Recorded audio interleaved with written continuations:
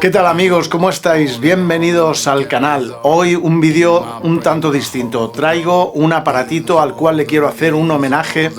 Se llama Electrix Pro Filter Factory. Es un filtro analógico, como digo.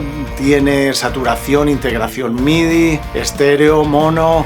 Su diseño es años 80, futurista. ¿Qué decir más? Pues que fue usado por gente como algunos, Chemical Brothers, David Bowie. O sea que es un aparatito muy cool por muchos DJs conocidos. Y nada, pues que os dejo con el vídeo y espero que os guste, ¿vale? No voy a hablar, es un vídeo que estoy ahí trasteando y ya está, ¿vale? Venga, hasta ahora.